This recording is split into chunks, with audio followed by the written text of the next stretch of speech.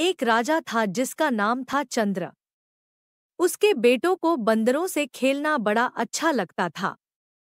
लिहाजा राजा चंद्र ने वन से बंदरों की टोली को महल में आमंत्रित किया। उन्हें अच्छा खाने पीने को दिया गया।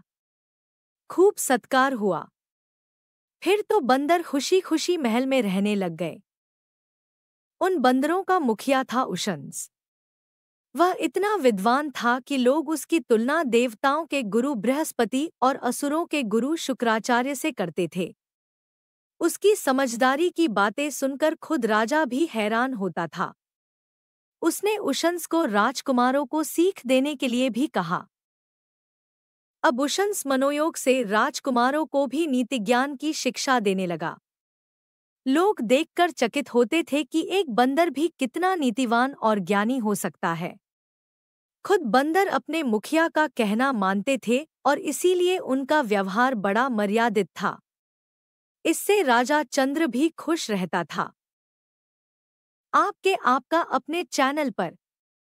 यदि आपने इस वीडियो को आनंदित किया और हमारी नैतिक कहानियों में प्रेरणा पाई, तो कृपया इसे लाइक करें और नीचे सब्सक्राइब बटन पर क्लिक करें।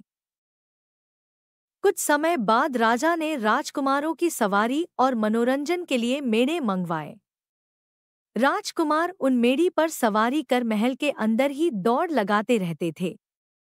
पर उन मेढ़ों में एक थोड़ा लालची था। वह बार बार रसोई में घुस जाता था। इस पर रसोइये अक्सर हाथ में जलती हुई लकड़ी लेकर उसे भगाते थे। बंदरों के मुखिया उशंस ने भी यह देखा। देखकर वह चिंता में पड़ गया। उसने सभी बंदरों को बुलाकर कहा, भाई मुझे तो बहुत बड़ा संकट दिखाई पड़ रहा है। बंदरों ने हैरान होकर पूछा, कैसा संकट? इस पर मुखिया ने बताया, देखो, यहाँ महल में राजकुमार मेंढों पर सवारी करते हैं और मेढ़े बार बार भागकर रसोई की ओर चले जाते हैं। इस पर रसोइये हाथ में जो भी चीज आए उसे लेकर मेढ़ों को भगाते हैं। कई बार तो वे हाथ में जलती हुई लकड़ी लेकर भेड़ों को मारते और भगाते हैं। मुझे लग रहा है एक दिन इससे मेढ़ों के शरीर में आग लग जाएगी। फिर वे परेशान होकर घुड़साल की ओर भागेंगे, क्योंकि इसका निवास भी घुड़साल की ओर ही है। जलते हुए मेढ़ों के वहां आने से अश्वशाला में आग लग जाएगी और तमाम घोड़े जलने लगेंगे। अब जलते हुए घोड़ों के इलाज का बस एक ही तरीका है, बंदर की चर्बी। लिहाजा राजा घोड़ों के इलाज के लिए सब बंदरों को मारने का आदेश देगा और हम सब मारे जाएंगे। बंदरों के मुखिया उशंस की बात सुनकर सारे नौजवान बंदर हंसने लगे। बोले, अरे, आपने तो बहुत दूर की बात सोच ली। लेकिन इतनी दूर की बात सोचने लगे तो हम जी नहीं सकते। वैसे भी खुद राजा ने हमें यहाँ महल में रहने के लिए आमंत्रित किया है। हम उसके आश्रित हैं। तो हमें शरण देने के बाद वह अब हमारे प्राण कैसे लेगा? आप क्या चाहते हैं कि महलों के ये बढ़िया पकवान और सुस्वादु भोजन छोड़कर अब हम जंगलों में भटकें? नहीं नहीं, अब यह हमारे बस की बात नहीं है। इस पर मुखिया उशंस बोला, ठीक है, समय आने पर तुम खुद महसूस करोगे। और जहां तक यह बात है कि राजा और राजकुमार तुमसे प्रेम करते हैं, तो तुम लोग भूल रहे हो कि प्रेम वहीं टिकता है जहां उसके पीछे कोई न कोई उपयोगिता होती है। बेशक राजा को बंदर प्रिय हैं, लेकिन घोड़े उसके राजकाज के लिए कहीं ज्यादा जरूरी हैं। इसलिए घोड़ों को बचाने की बात आएगी तो वह उसके लिए बंदरों को मरवाने में जरा भी नहीं हिचकेगा।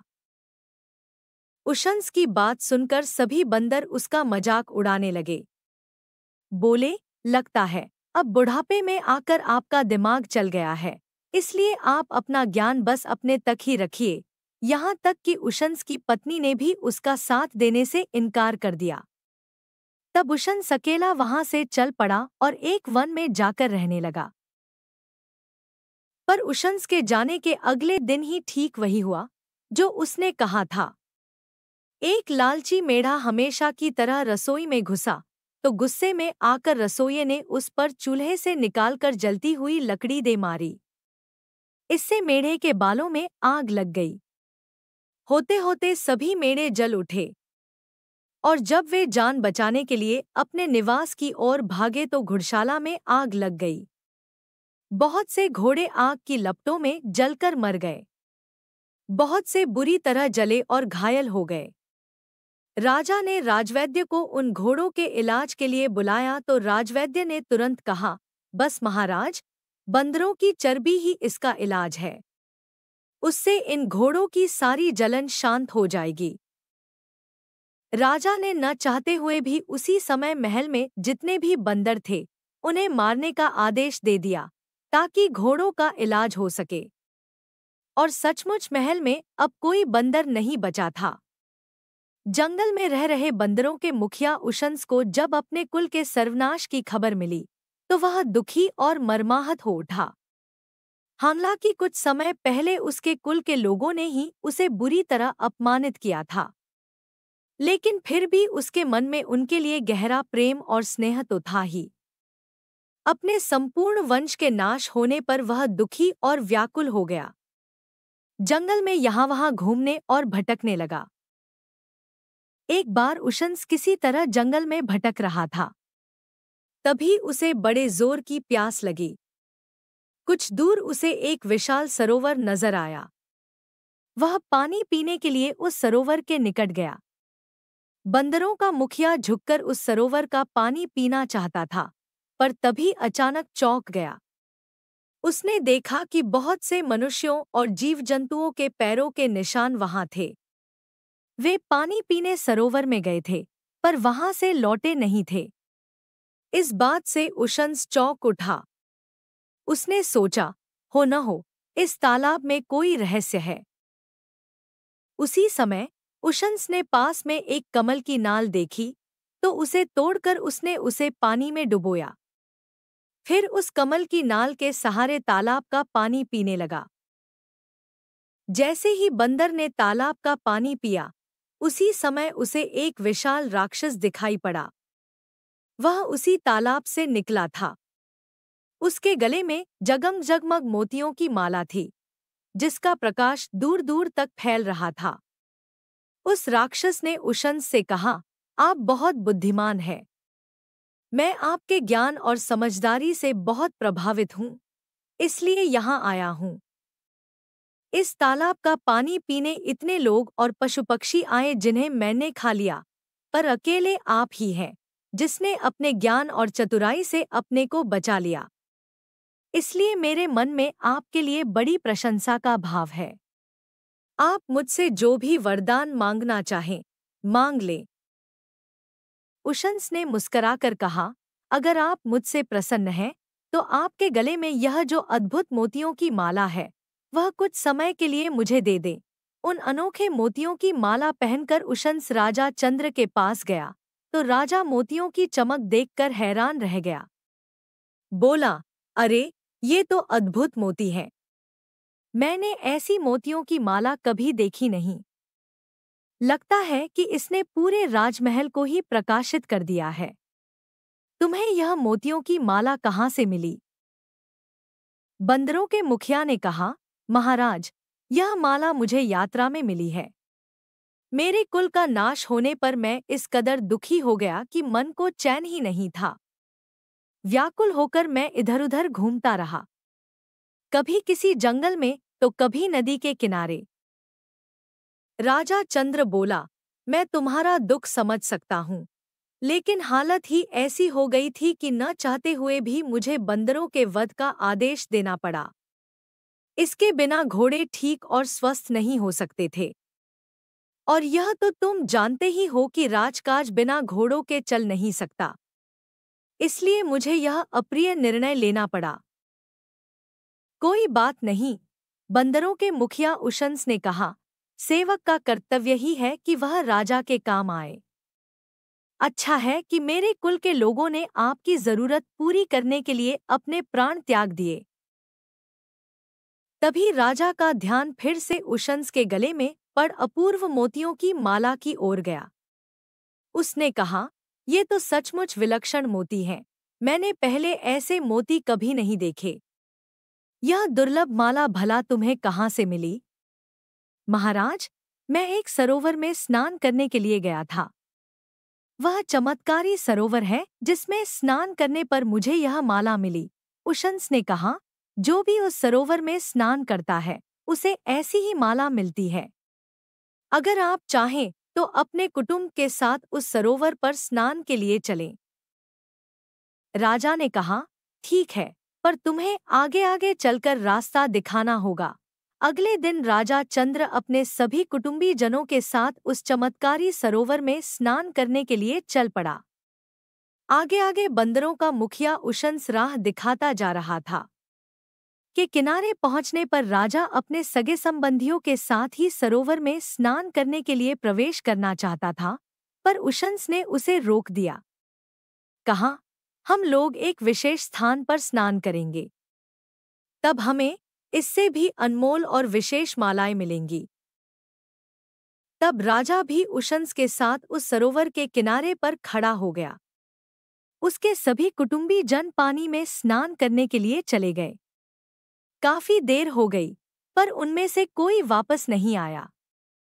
इस पर राजा ने चिंतित होकर कहा, बड़ी देर हो गई है, अभी तक इनमें से कोई वापस नहीं आया। पता नहीं ऐसा क्यों है। उशंस बोला, महाराज, वे अब कभी वापस नहीं आएंगे। इस सरोवर में रहने वाले राक्षस ने उन्हें खा लिया। क्या? राजा चीख पड़ा, यह तुमने क्या किया? मेरा सारा कुल नष्ट हो गया। तुमने मेरे साथ इतना बड़ा धोखा, इतना बड़ा विश्वासघात। यह तो इतना बड़ा विश्वासघात नहीं है राजन, जितना आपने किया। आपने तो मेरे कुल के बंदरों को वन से बुलाया, आश्रय दिया और फिर अचानक सबके प्राण ले लिए। उसकी तुलना में तो यह विश्वासघात कुछ नहीं है। ओह, मैं कैसे अब धैर्य रखूं, मैं कैसे यह शोक सहन करूं? राजा ने विलाप करते हुए कहा। जैसे मैं सहन कर रहा हूं, उशंस ने कहा, इसीलिए तो मैंने आपको सरोवर में प्रवेश करने नहीं दिया, ताकि आप जीवित रहें और अपनी आंखों के सामने अपने कुल का विनाश देखें। कुछ ऐसे दुख होते हैं जो मृत्यु से अधिक संताप देने वाले होते हैं।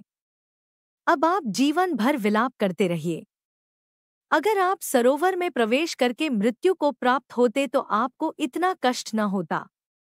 मैंने इसीलिए आपको अकेला जीवित बचे रहने दिया, ताकि आप याद रखें कि आपने मेरे संपूर्ण कुल का नाश किया था और इससे मुझ पर क्या बीत रही होगी। राजा ने क्रोध में आकर कहा, हे उशंस, तुमने मेरे साथ जो किया है उसके लिए ईश्वर तुम्हें कभी क्षमा नहीं करेगा।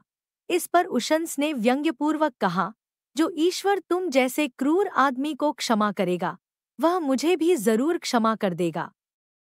मेरा अपराध तो तुम्हारी तुलना में कुछ भी नहीं है। अब राजा चंद्र भला क्या कहता। वह सिर झुकाकर वहां से चला गया, लेकिन इसके बाद उसने एक दिन भी कभी सुख की नींद नहीं ली।